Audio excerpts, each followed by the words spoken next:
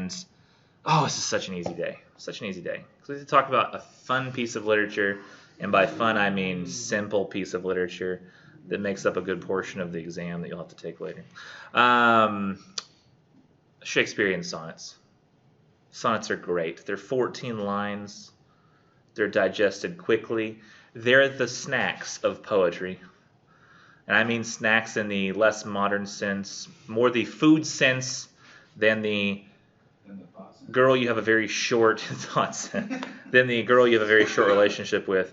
Wouldn't a haiku be more of a snack? It's a lot shorter. Yeah, no, that's more of a tease. A haiku is like a nibble. Yeah, the haiku is like the food equivalent of like taking one of those tiny like mini Hershey bars and then going and that's it. Like taking a nibble out of that.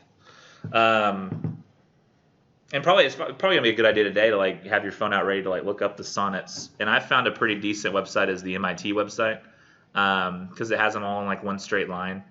Although maybe easier for you to Google it because I'm like they're all Roman numerals. They're indicated by Roman numerals, and then some people might go, I don't know, this website's too hard to navigate.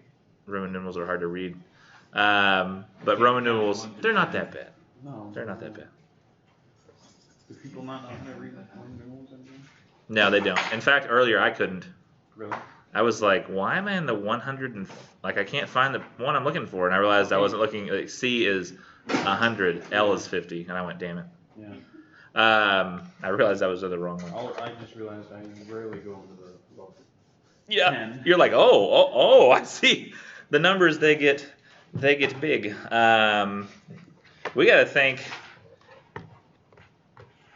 Actually, I don't know. Arabia, like what? They're called Arabic numerals.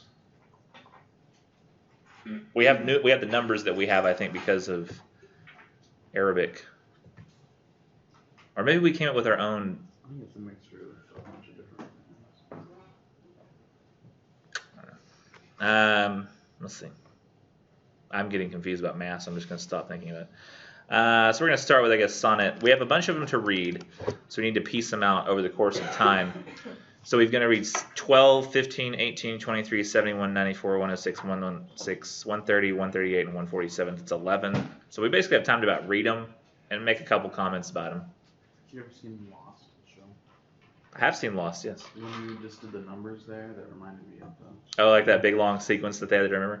Did you know there was one time when there was a lottery that ran, and that sequence from Lost, that was the numbers from Lost, apparently so many people played that number every time the lottery came that each person, I think, won like, it was like a couple $100. Like it was like a millions of dollar lottery, but everybody won like $200 because that full number actually came up in the lottery one time, but everybody had been playing it, and they must have been pissed too. They were like, I thought I'd be the only person to come up with that. Like, really? You think you're the only person to come up with that? You deserve what you got. Just like the people who, well, no, I say that as like, every time you lose when you play your kids' birthdays, you deserve it. Like, what are the odds that's going to come up? There are freaking 40s in there. There are 50s in there. If your kid's not born on January 50th, you've got zero chance of winning the lottery. So you deserve to lose. I apologize, Stace. You're looking at me like you play that every single day. Okay. Like you're looking at me. Maybe I was confusing irritation with lottery choices with tiredness. It was one emotion or the other. Yeah, there was that. I was confusing disdain with exhaustion, which is very easy to do. So we're gonna go over here and we're gonna start with sonnet 12. And I'll spoiler alert. I generally like almost all of Shakespeare's sonnets. Just the way he talks about things. The earlier one, not as much. The later ones, I definitely mid to late, I do. So sonnet 12 we will start with because it is number 12. Yes, because it is earliest in the ones that we read. When I do count the clock that tells the time. By the way, you may notice that when I do count the clock that tells the time sounds very much like a clock. Did you notice that? No. 10 different words. Wait, 1, 2, 3, 4, 5. Yeah, 10 different words in iambic pentameter, meaning iambic pentameter means there's going to be 5 feet in a line, which means there's going to be 10 syllables. So every single one of these has a syllable, which means there has to be a separation between each word. So in hitting certain words for the heavy syllable and hitting certain words for the light syllable, you're going to have 10 different separations. So you put a bunch of C's in there and some T's, and you get some K and some T, and you get when I do count the clock that tells the time. Forces separation sounds like a ticking clock. Brilliant. Line 1. No, I just do like that one line, actually. I actually don't like the poem overall, but I like that one line. When I do count the clock that tells the time and see the brave day sunk in hideous night, when I behold the violet past prime and sable curls all silvered o'er with white. By the way, sable, great word to say black. It's like that shiny black that almost looks blue. You ever seen like comic books when like they have the people with black hair, but it has like a blue sheen on it to indicate it's very shiny? Porcelain. Yeah, almost like porcelain black. When lofty trees I see, barren of leaves, which erst from heat did canopy the herd, and summer's green all girded up in sheaves, borne on the bier with white and bristly beard. And by the way, it's easy it helps us understand the Shakespearean sonnets at this point to know that Shakespeare sort of made his version of the sonnet was, and sonnets have always existed this way, where it's essentially the first 8 lines and then the last 6. But the way Shakespeare did it was he would have the first 8, then you would have what's called a volta or the turn, where it's sort of like the argument is set up first in the 8 lines. Then there's a turn where the sort of where the argument's going shifts a little bit, like we move on to the next set of the argument, or there's some other kind of change. And then it used to just be that the Italians had it where the first 8 lines all rhymed alternately. It would be like A, B, A, B, A, B, A, B, A, B, and then it would be like C, D, C, D, C, D, C, D. And the last 6 would all rhyme with each other, alternatingly.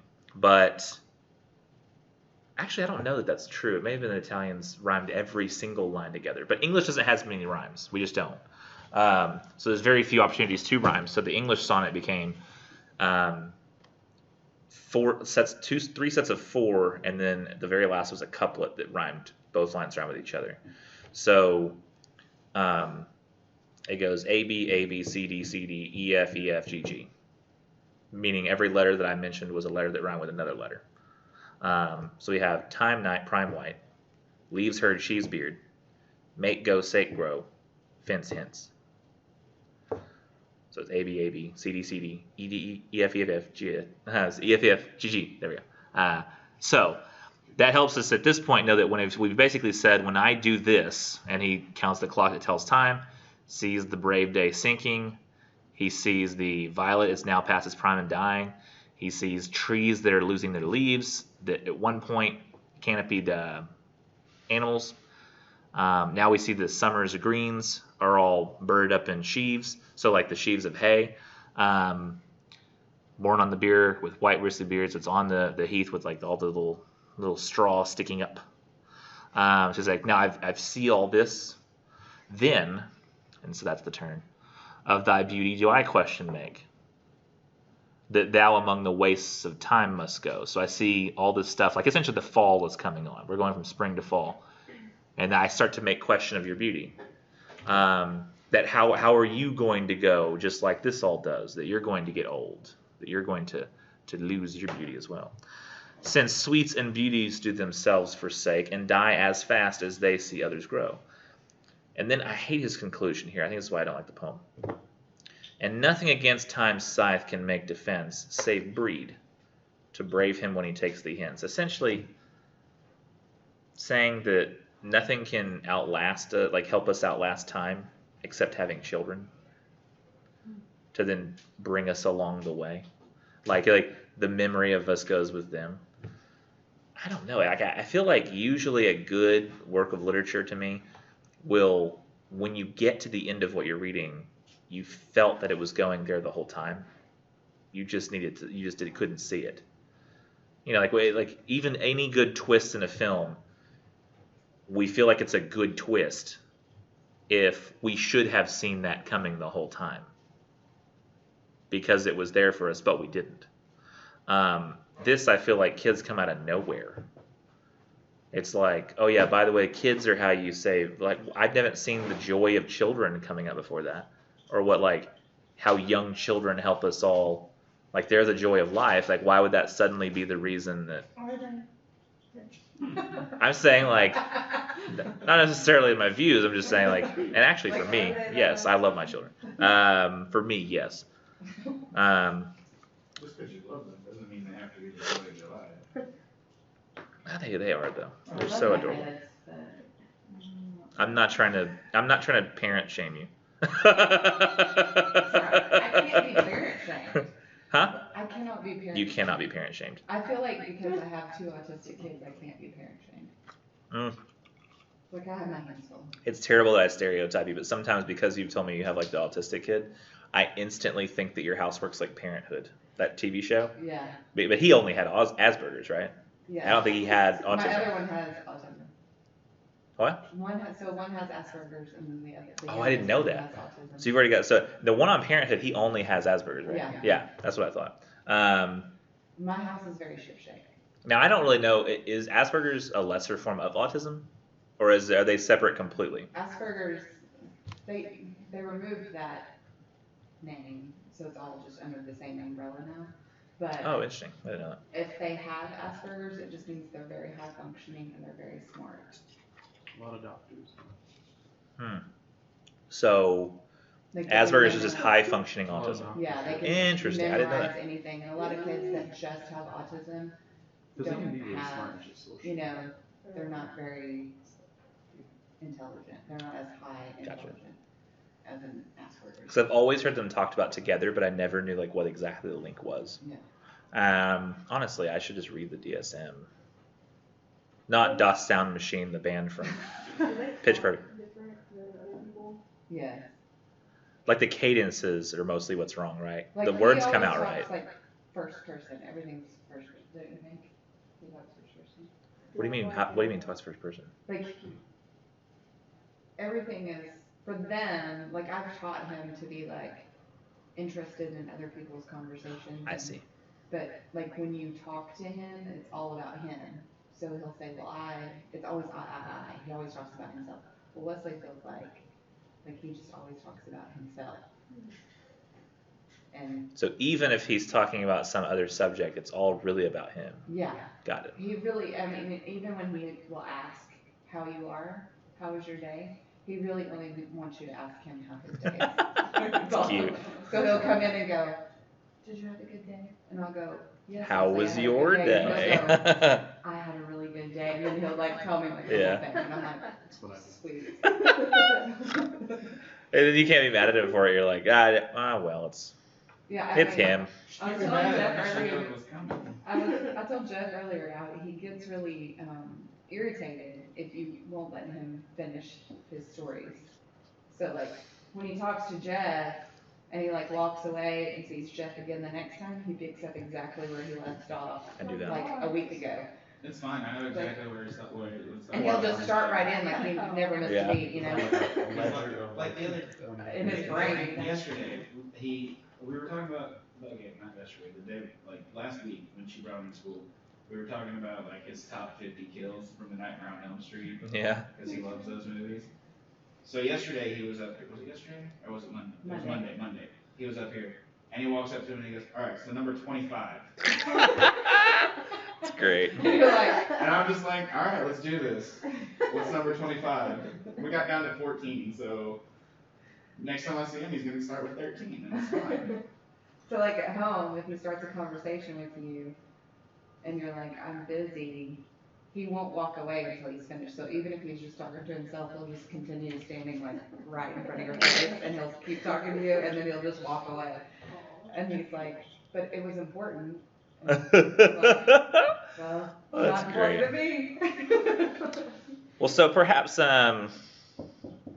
Anyway. I don't know if the parenthood comparison is at all even remotely relevant. Then they make it all dramatic on there. Yours sounds almost like fun and hilarious all the time. I don't know. Yesterday I got a call because he dumped a desk over on top of a girl. See, to me, still funny. Like that's you could say that that's I'm still But thinking his it's hilarious. excuse was, I didn't mean to hurt her. He goes, I was just looking for my pencil. I thought it'd be funnier, like if he said something like, "I thought she was a money changer in the temple," like a Jesus reference. But okay, we can get back to the sonnets. While I'm having a lot of fun talking about them. So according to this sonnet, your children will they will make you last forever. Literally, that could be true if it's a conversation about you that he's having with somebody else later in life. Be like, so about my mom, and you're like, oh, all right. Guess we're gonna do this. And did not realize that he was giving you immortality the entire time. Mom, he told some friends the other day, he got in a golf cart and went with like 5 or 6 other kids, like down the road. Yeah. And he gets in the golf cart and sits down, and they're all kids his age, you know. Yeah. And he's like, all right, so FYI, I'm only here so I can prove I'm not a mama's boy. Okay, honestly. Like, okay, let's do this. Fun times. Oh. What does that have to do with anything? Never called him a mama's boy. They probably have. Yeah, so Yeah. People can tell. They're like, whatever, buddy. I still tied shoes for him. I don't think that's proof. Sometimes you just want your shoes tied. Sometimes that's every day. Everybody, when they say your hair looks nice, he goes, oh, thanks, my mom fixed it for me. That's what it's for. That's specifically for it. I want versatility. What? That's I like versatility. it's just so. Sometimes the train doesn't want to be on the track. It doesn't Next. want to be on the track. Yeah, and they call it cars. Boom. What now? When I consider everything that grows holds in perfection but a little moment. That this huge stage presenteth naught but shows whereon the stars and secret influence comment. That's a pretty tough line. Essentially that the earth and the universe is really, it doesn't present anything but that which the stars are influencing through fate. Essentially talking about the astrological signs of stars like as gods in a way. That are influencing what's happening in the world. This is just a shadow of what they want to be the case, like gods or whatever. When I perceived that men as plants increased, cheered and checked, even by the self-same sky, vaunt in their youthful sap at height decrease, and wear their brave state out of memory. So they go through like the whole, up and down of life. They go young to old. They increase like plants, and then at the top of their height, they start to decrease, and they wear their brave state out of memory. He says, again, here's the turn. So it starts at when, then it goes to then. Then, the conceit of this inconstant stay sets you most rich in youth before my sight, where wasteful time debateth with decay to change your day of youth to sullied night.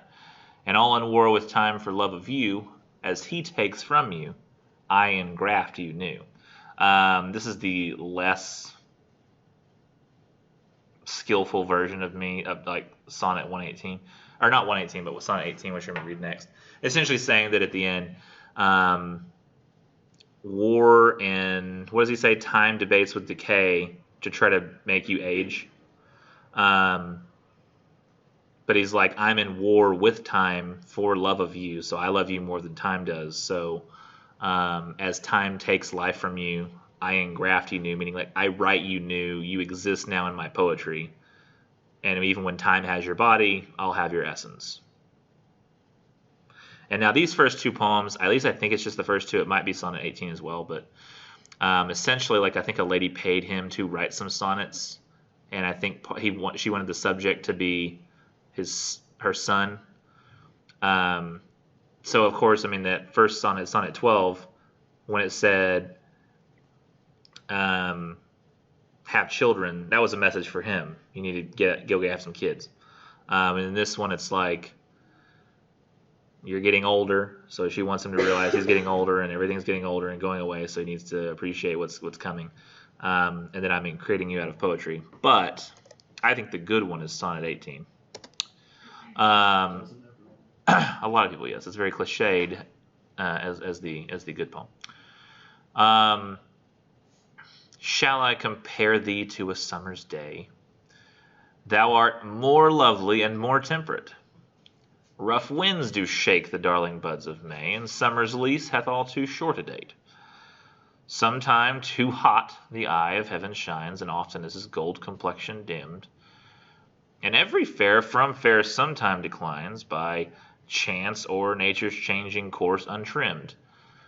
But, and there's the turn again, thy eternal summer shall not fade, nor lose possession of that fair thou owest, nor shall death brag thou wanderest in his shade when in eternal lines to time thou growest. So long as men can breathe or eyes can see, so long lives this, and this gives life to thee. God, that's some good last lines. You might call them cliched, and you'd be right, but they're cliched because they're good. I read somewhere that might be written about his son that died. Oh yeah, maybe, yeah. Interestingly, the Petrarchan sonnet and the Italian sonnets, even I think Sir Philip Sidney, when they wrote love poems, they wrote them specifically to an individual. So I think the Petrarchan sonnets, Petrarch, he wrote about a figure named Lara.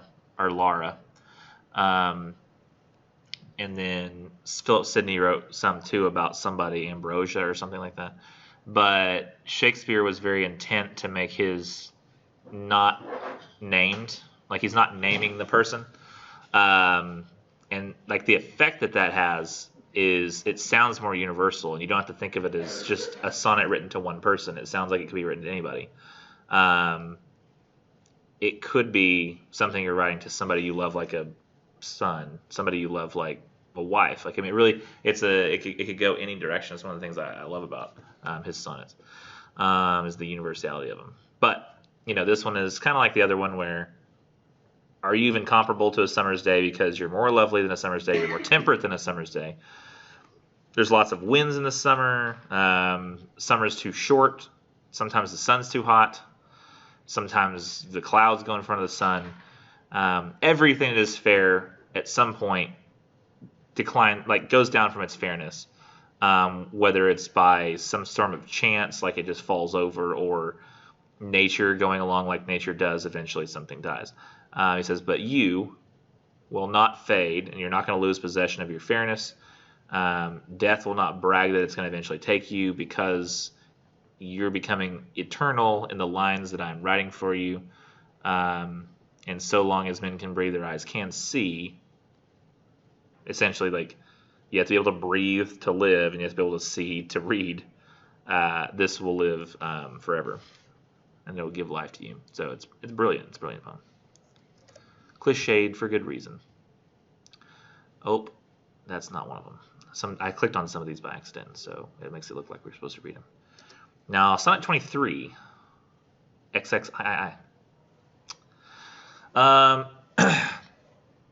As an unperfect actor on the stage, who with his fear is put besides his part. This is where we get to the love ones. Or I'm going to say like romantic love. Or some fierce thing replete with too much rage, whose strength's abundance weakens his own heart. So I, and this is interesting because it sounds like a turn right there. So I, for fear of trust, forget to say the perfect ceremony of love's rite, and in mine own love's strength seem to decay, or charge with the burden of mine own love's might. Oh, let my books be then the eloquence and the dumb presagers of my speaking breast, who plead for love and look for recompense, more than that tongue that more hath more expressed. Oh, learn to read what silent love hath writ, to hear with eyes belongs to love's fine wit. So essentially he's saying, like, sometimes an actor gets on the stage, he forgets his lines, right? Sometimes people who are too filled with rage from the strength of, like, sometimes we get so mad that we lose sight of what we're mad about. Like, we completely forget. So he's sort of talking about that, but not with rage, but like from love. And he says, so I, for fear of trust, he says, I forget to say the perfect ceremony of love's rite. He's like, I will forget to say, like, I love you, or express my love to you exactly as it is. He says, and in my own love's strength, it seems to decay. I have such strong and lasting love for you that it seems like it's not really there. But literally, it's that I can't imagine a world without you. so that my love for you is so strong that it fills me. Because I'm overcharged with the burden of mine own love's might. He says, oh, so let the books that I have then be the eloquence and dumb presagers of my speaking breath. So these things that I write down, let them be speaking for me when I can't speak, who plead for love and look for recompense more than that tongue that more hath more expressed. So somebody who says I love you a lot, don't listen to them, listen to me. Like I've written it down, and that's the best. Learn to read what silent love hath writ. To hear with eyes belongs to love's fine wit. So like, look at what I've written about you, the time and the care I'm putting into writing my love for you. Not somebody who shows up and says, oh, I love you. It's very easy in the moment to say. It's actually, this is a weird thing to relate it to, but has anybody had a chance to see a weird movie called Midsummer? Jeff has. You've seen it? The only one? It's not. You shouldn't watch it. It's very boring. But there's an hour and a half we spend learning the past that's, I don't know, I feel like is a huge waste of time. Yeah, it was not. Now, the cult stuff when we get to Sweden is actually not too bad. Yeah, but a nap would have been better time spent. It's very slow moving. But, In fact, you could probably take a nap and then wake up during the important parts. Yeah. And still understand the entire movie. Well, there's one individual that comes there and is sort of welcomed in by this weird cult that eventually kills all of them. Spoiler alert, it's a horror movie, you know that renting it, so it's not like you're going to think that everybody's going to live. One person is sort of liked a little more than the others. That movie, weirdly enough, though it's too long to watch, it is still more about the journey than it is necessarily knowing what's going to happen, because you kind of know what's going to happen the whole time you're watching. But I was listening to a podcast where they were talking about the movie, because I was trying to understand what the hell I just watched. Or like why it's regarded as a good movie. Yeah. And I was listening to this podcast, and this lady was like, they were talking about how, oh, you see like the symbols of fertility in the flowers, and how she is going to go on and become a part of this cult, and she's going to live with them, and she's going to be loved by them and be part of their group now. And I'm sitting there thinking about this from a logical perspective. I'm like, okay, what's happening in that moment is, yes, she's covered in flowers, but it's a grotesque amount of flowers she's covered in. Like it literally is like there's a hill of little flowers that they've woven together, like almost like a hill, like Jabba the Hutt type shape of flowers, and they've poked her head up through with a little flower hat on that's also big. It's an absurd, almost Salvador Dali level of absurdity in terms of the flowers that she has on her. But one thing you do know about those flowers is that every one of them, to be part of that, had to be cut. And they're all on the way to death as a result. And that was how I saw the scene. I saw that, sure, she thinks that she's a part of some beautiful living thing now, but she's not related to them at all. She's not a part of their ancestry. She's not somebody who they are beholden to. Maybe that she was covered in death, like a foreshadowing. Yeah, maybe a foreshadowing, but it was right at the end of the movie, so there's no way. It would be a very weird foreshadowing for like the last 5 seconds. Reverse foreshadowing. Maybe, yeah. But she goes there and she's very drawn in by the fact that they all seem to care for her, and there's one moment where she's screaming out of sadness, and they all kind of gather around her and scream with her. It's the most awkward thing ever. It's as awkward as it sounds. They're like, ah, like they feel it too. And I'm just sitting there thinking, how weird is this? But people do this all the time. Somebody will pop up and say, oh, I love you. You're great. You're wonderful. Not realizing that, but people will fall for that when they've spent 10 years with somebody else. But when you put somebody in another situation where suddenly like they have to go, like it's now you have to rebuild all that stuff with another individual. And he's saying like, you've got the full on love with me. And if somebody comes along and says, oh, I love you, they haven't put in the time. Like they have not gone through this with you like I have. And like, yes, the love we feel now, maybe we don't say as much, but we feel it way stronger. And it's the fact that we are so filled with it that makes us unable to say it all the time. It kind of sounds stalkery.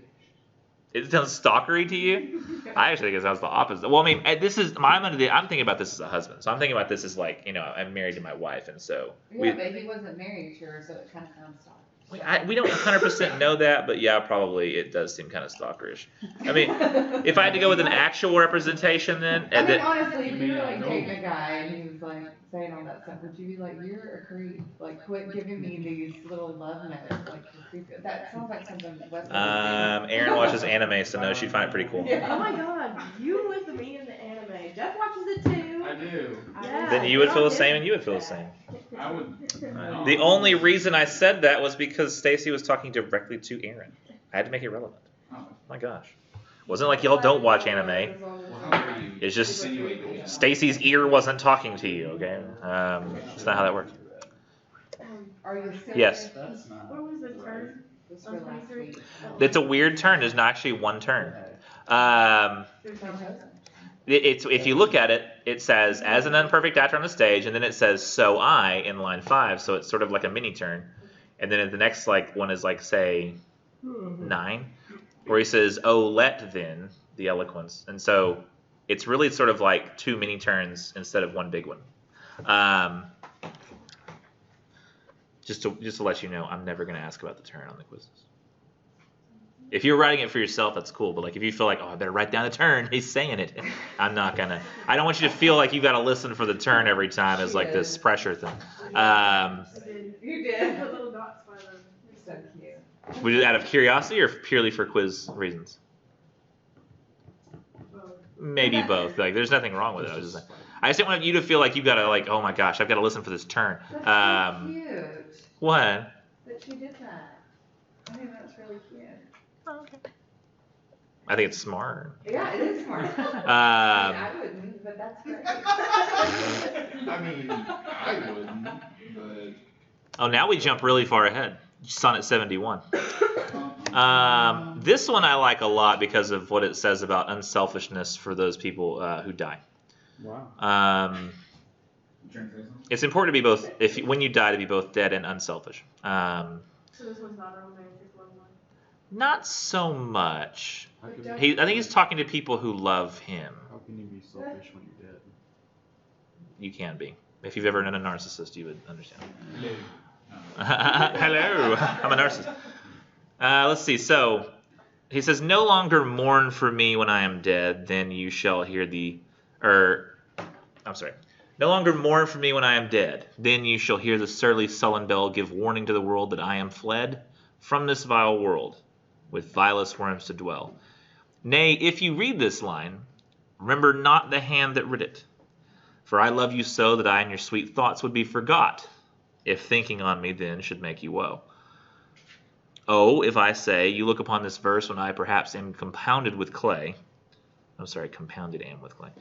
Do not so much as my poor name rehearse, but let your love even with my life decay, lest the wise world should look into your moan and mock you with me after I am gone."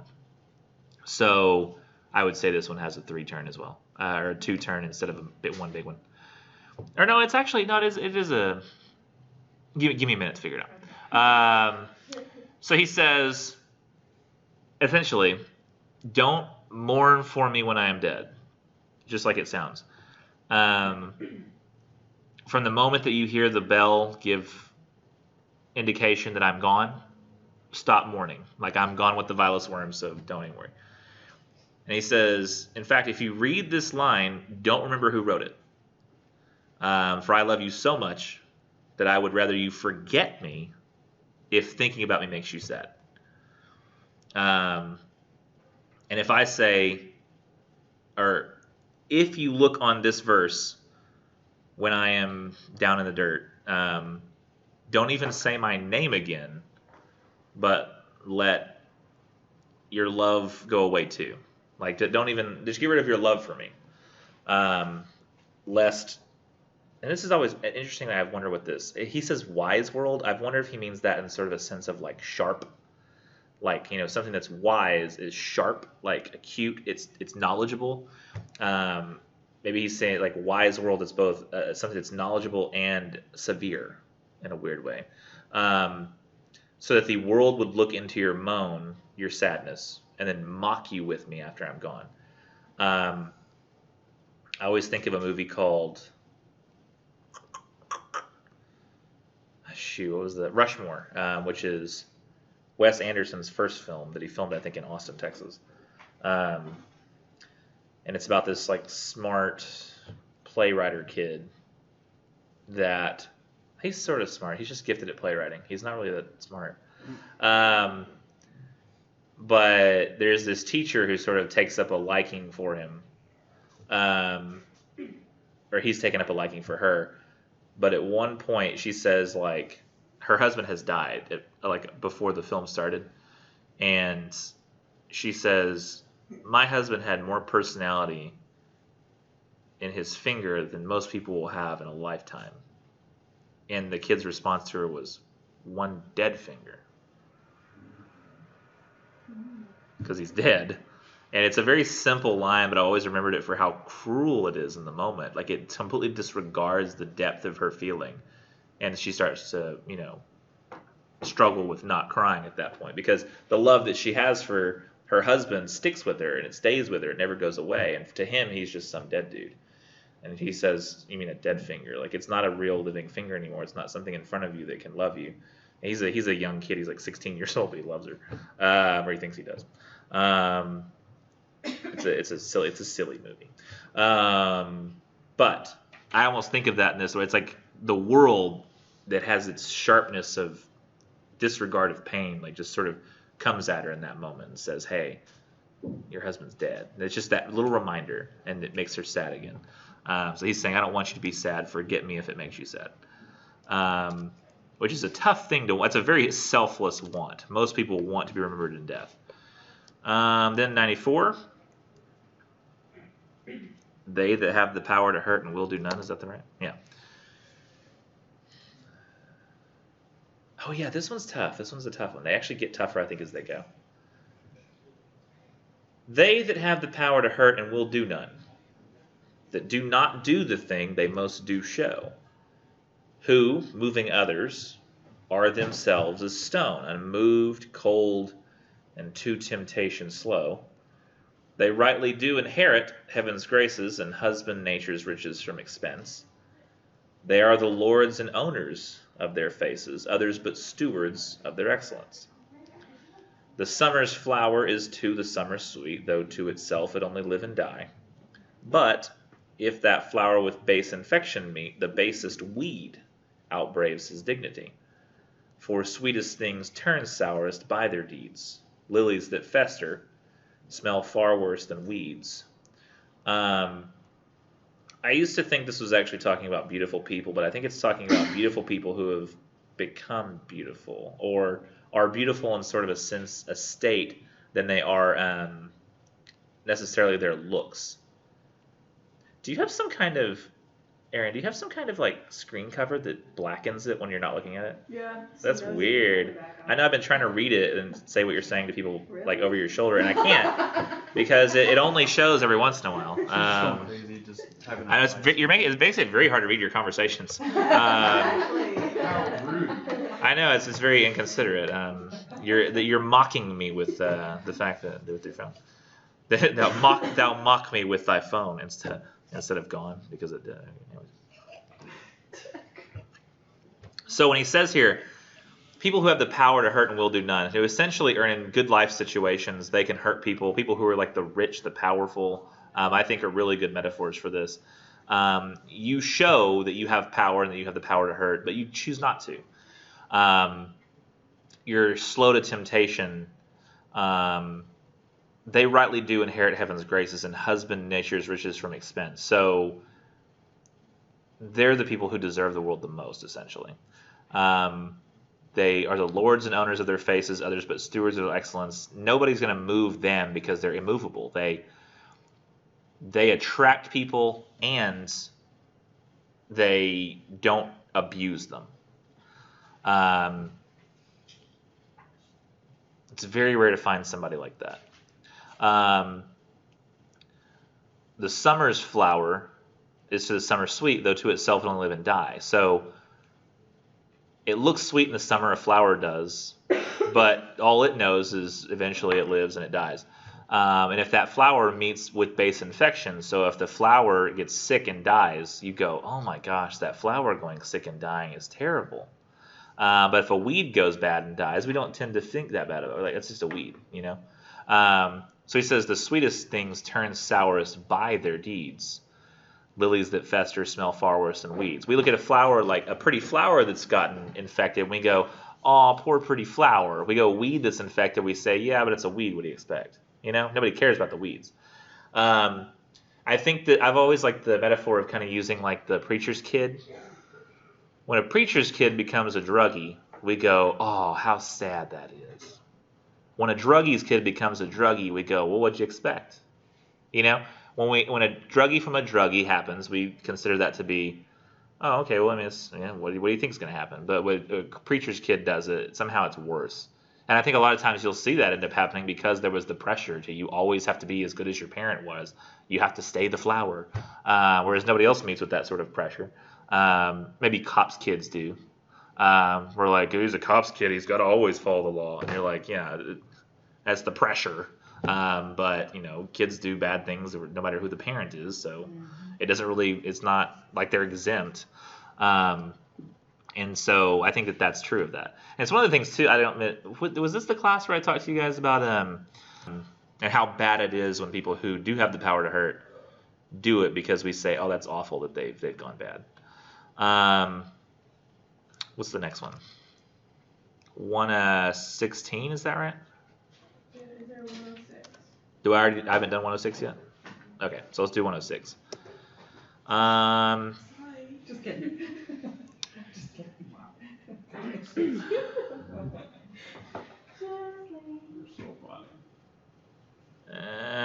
I'm literally probably just going to read this. I don't like it very much. 106. When in the Chronicle of Wasted Times I see descriptions of the fairest wights, and beauty making beautiful old rhyme in praise of ladies dead and lovely knights, then in the blazon of sweet beauty's rest, of hand, of foot, of lip, of eye, of brow, I see their antique pen would have expressed even such a beauty as you master now. So, all their praises are but prophecies of this our time, all you prefiguring, and for they looked but with divining eyes, they had not skill enough your worth to sing. For we, which now behold these present days, had eyes to wonder, but lacked tongues to praise. Ah, damn it, I do like it. But essentially he's saying, the old writers wrote of the fairest wights, people. They wrote of beauty. They wrote of ladies dead, lovely knights. This is another one of those two turns. Then he says that essentially they were expressing what beauty is, and he says what they were doing was predicting you. Like when they talked about the most beautiful people that could exist, you popped up and boom, you are what they were talking about. But now that you are here, there's nobody in our current time who has the ability to write as well as they did to praise your beauty. So he's like the old poets predicted you, and now the poets that currently exist lack the skill to praise you properly, which both praises the old poets and praises the beauty of his current love, while also doing that whole I'm humble writer, can't write properly to make you sound beautiful thing. But he just does it better than Spencer does. He's just better. I'm sorry, he is. I can just imagine him writing these for like a girlfriend or something, and then he has to like sit down and explain each line.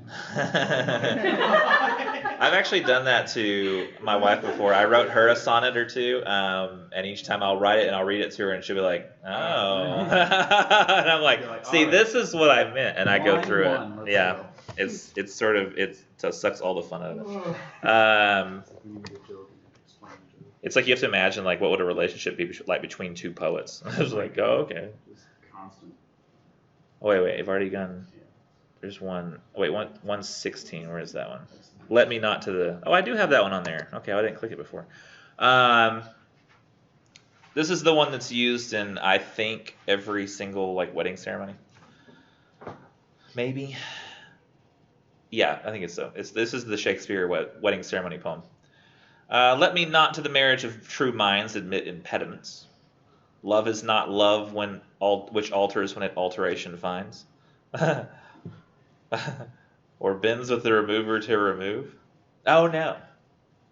It is an ever fixed mark that looks on tempests and is never shaken. It is a star to every wandering bark whose worth's unknown, although his height be taken. Love is not time's fool, though rosy lips and cheeks within his bending sickle's compass come. Love alters not with his brief hours and weeks, but bears it out even to the edge of doom. If this be error, and upon me proved, I never writ, nor no man ever loved. So he's like, let me not get in the way of true love. Love is not true love if it changes itself when it finds something that it doesn't expect. Nor does it,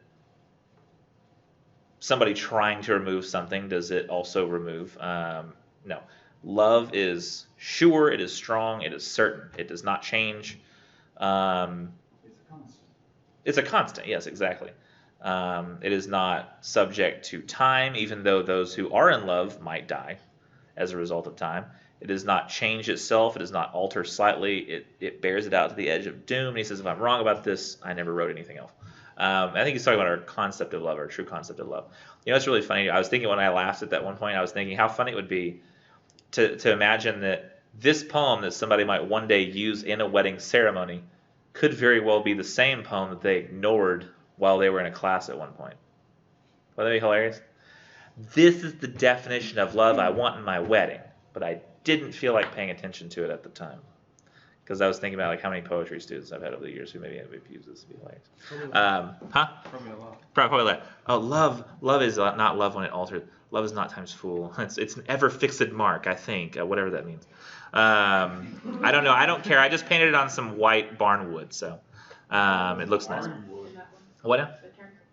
I would say, ooh, maybe he doesn't have one because.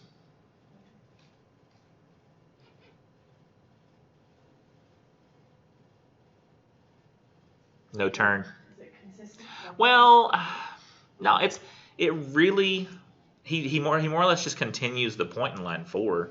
He doesn't change anything. He just keeps adding on. So it makes sense that he would make the poem about love and how it's an ever fixed mark, one that literally just has an ever fixed mark he's moving toward the entire time. Oh, Shakespeare, you saucy pedantic wretch. Wow.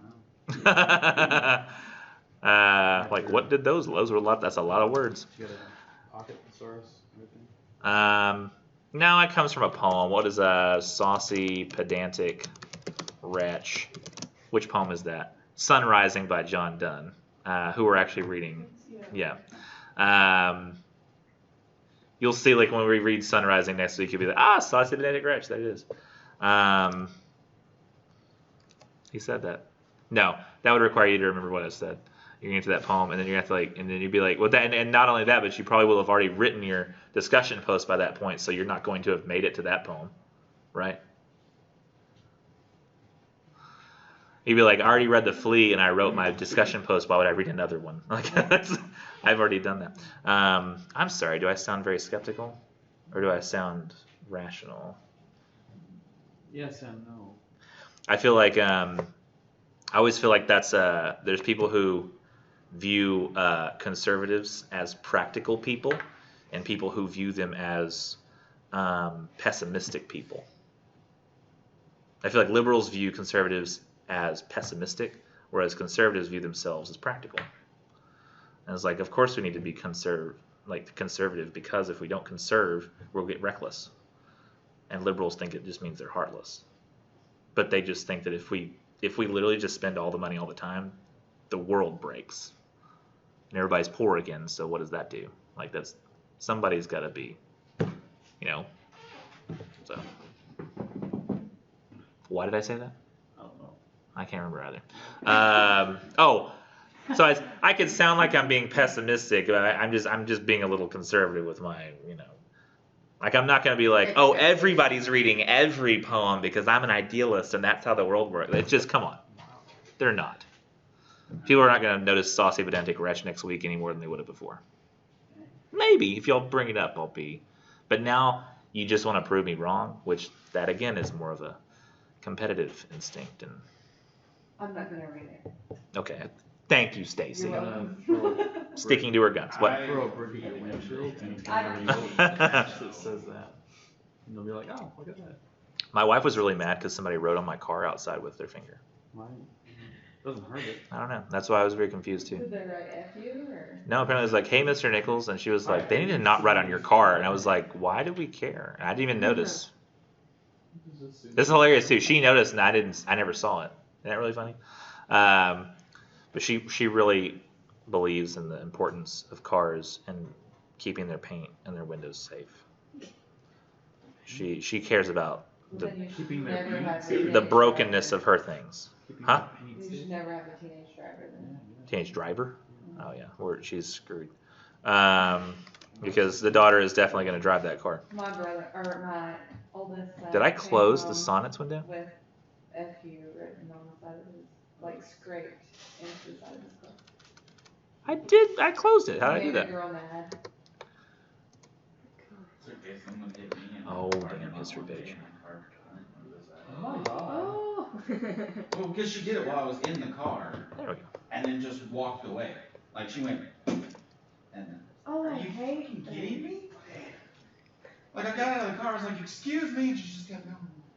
Okay. Maybe if I don't acknowledge her. You know what? To be honest, that person sounds like this person.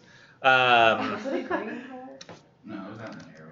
It was some SUV. She was Someone did that like to that. you? I'm not a Shakespeare! My mistress's eyes are nothing like the sun. Oh, I love this one actually. It's one of my favorite ones. Listen to this. He's making fun of the exaggerated expressions of what women's beauty are in old poetry. So he says, "My mistress's eyes are nothing like the sun. Coral is far more red than her lips red.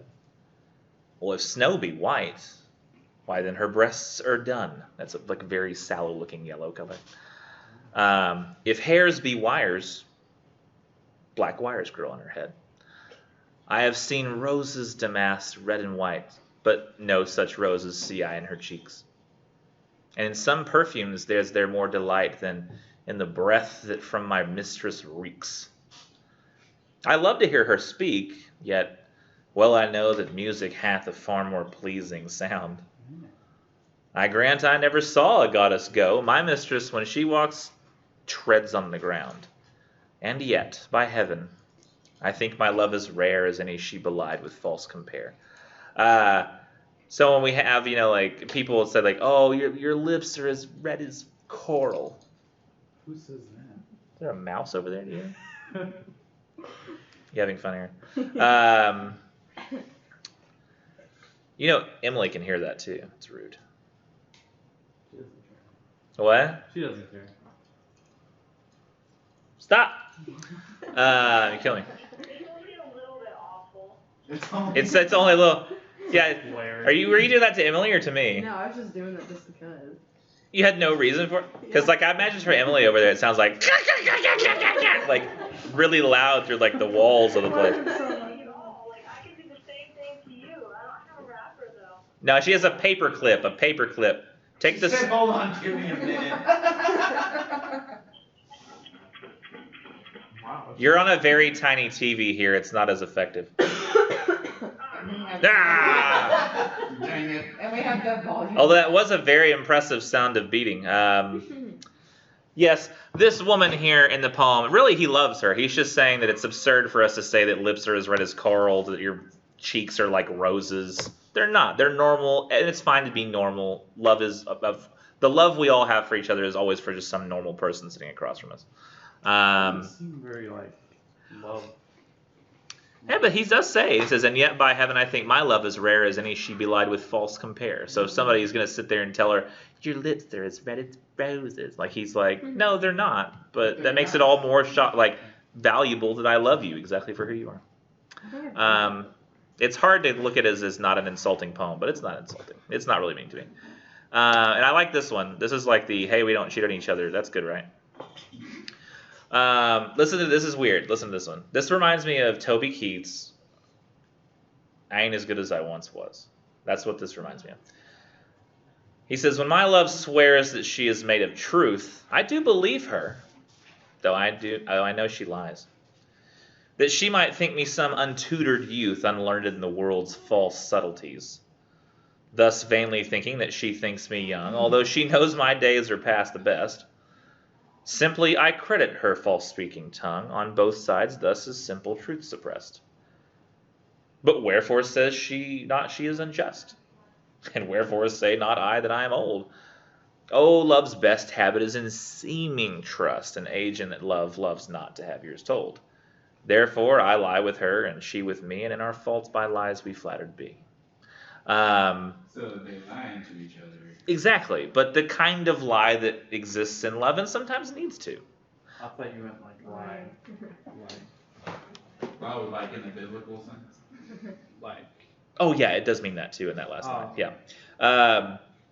So the poets in the book, like they have a note in the book that says something like she's cheating on him. I disagree. I've always thought that note is wrong. I think that because here it says, when my love swears, no, I'm telling the truth. He says, I do believe her, but I know she's lying to me. And the book, I think, says, though I know she lies. And I think it's saying that one also means lie with somebody else. I don't know that I necessarily think that about this. Because he's talking about love here, and I can't think somebody cheating on you to be somebody you still fully love. Where does it say? It may not anymore, but it was one of the notes said something like her being like unfaithful or something. And maybe I just mistook that to mean sexually. But, oh, they're right. It does do that thing. It gets smaller after time. How weird. Well, can I just switch it back? I think so. No, you cannot. Nope. Interesting. Well, they asked earlier, they said, would we rather see this, where it's smaller but it's still as detailed, or see a larger but crappy looking version all the time? And I was like, I didn't know how to answer, but now I think seeing this, I'd much rather it be smaller but still detailed every once in a while. That's not a big deal. It looks the same. Yeah, I mean, it looks exactly the same. It's just the same amount of detail. Emily's face, though 4 times smaller, still looks just as detailed as it did before. So not at all. It's harder to tell from this distance that she is smiling. It almost looks like she's frowning and scowling and hates the world. There she is. But, yeah. That's why I thought she couldn't hear us at the beginning. Yeah, because she just never, yeah. It's just...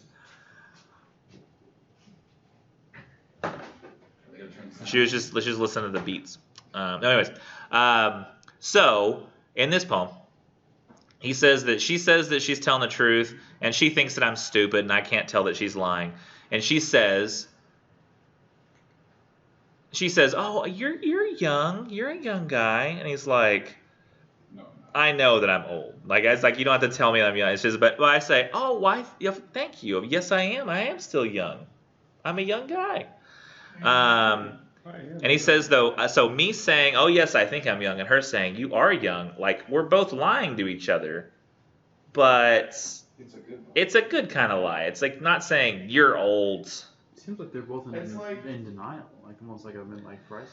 But he says here, he asks that question that you're sort of implying by saying that. He says, but wherefore says she is unjust? So why does she not say she's lying? And the book, I think, is right in that line, I think, says something about her being unfaithful. As the wherefore says she is unjust. Maybe I'm wrong about that, but maybe they changed it. Maybe they took that note out. Yeah, I don't see that. Okay, maybe it's an old note. There's only like 2 notes. Huh. And then it says, and wherefore say not I that I am old? So why doesn't she say she's lying, and why don't I just say I'm old? And he said, but because love's best habit is in seeming trustworthy. We seem like we're telling the truth to each other. And honestly, age loves not to have itself be told it's old. Like somebody who's old doesn't want to be told they're old. They just don't. It's like someone who can't cook. They want to be told they can't cook. Yeah, just eat the food. I'd probably be told it's bad, so I don't make it. Maybe, yeah, me too. See, I said that, but like well, I'm my different. girlfriend cooked something the other day, and I was like, this is disgusting. Can we But there are certain still unforgivable things you don't. For example, if you do think your partner is overweight, you're not going to tell them Oh, that. hell no. Even if she's like, am I gaining weight? And you're like, no, you look great. You look fantastic. Go to your weight Not my log. husband. Well, Now you're how do you tell you? since He'll last tell you, January, he'll yes, go, you gained 5 "Oh." pounds. But there's usually a couple of off limits things, and they change from like year to year. And so he says here, therefore I lie with her and she with me, not just to her about truth, but lie with her, as Jarrett said, lying with her in the bed. And in our faults, are lying to each other, by lies we flattered be. So we're flattered by the fact that we lie to each other because she pretends she thinks I'm young and I pretend I think I'm young, and now we both lie together thinking we're young, doing what young people do, when really we're old and decrepit. Or I'm old and decrepit. That's why. their love Yeah. corrupted their minds both to where they just think so highly of themselves. Listen, pessimist. I love influence around love, too. And then we have this one, which is probably my favorite because of how accurate it is. Huh? That's my favorite because it's the last one. Oh, okay. It's really good. Listen to it. My love is as a I always try to read this like Christopher Walken because of the I don't know. Hold on, because of the cowbell skit, but it's not that way. He says, "My love is as a fever, longing still for that which longer nurseth the disease, feeding on that which doth preserve the ill, the uncertain, sickly appetite to please. My reason, the physician to my love, angry that his prescriptions are not kept, hath left me. And I, desperate, now approve desire is death, which physic did accept. Past cure I am, now reason is past care, and frantic mad with evermore unrest. My thoughts and my discourse as madmen's are, at random from the truth vainly expressed." The beginning of that poem makes it sound like he's saying, love is it's bad for me to love you, and loving you, and I shouldn't, kind of thing. Because it says, my love's like a fever. I'm longing for that which nourisheth the disease. So like the disease is love. But we know love is a good thing, right? So we say comparing love to disease, we're like, oh, okay, so it's kind of like a false comparison. Oh yeah, Right. that can be good. So he makes it sound like that at the beginning. So he's like, we feed on that which preserves the ill. So we take in more that makes us love more. And then my reason, my rationale, that which is the doctor that says, take this prescription. I go, I'm not going to take your prescription. And he's left me because he's like, you're not going to take my prescription, I'm leaving you. And it says, now desperate, my desire is equal to death, which the doctor did accept. But past cure I am, no more cure. My reason is past care. And I'm frantic mad, I'm crazy with unrest. My thoughts and my discourse as a madman's are. It almost sounds like the craziness of love, and it's good. And we always talk about how I'm crazy in love with you, right? Oh, that's great. But then he says at the very end, for I have sworn thee fair and thought thee bright, right? Still positive. Who art as black as hell, as dark as night. And you're like, oh, he legit meant that. Like that wasn't like, you have to read back again and start over and go, oh, he means this is somebody who literally the fact that you love them is sucking the life out of you. Like, this is not a good thing. Because there's certain, like, the last, like, as black as hell, that's going a little further past the, oh, this is so bad for me kind of thing. This is the, oh, this is legit bad for me. So I think of this as being like that ex that you just can't get over. You know? This is what he's talking about. Is that person that you should not be in love with because it's ruining you. But you are nonetheless. Love this poem. It's so accurate to that sort of thing. It's phenomenal.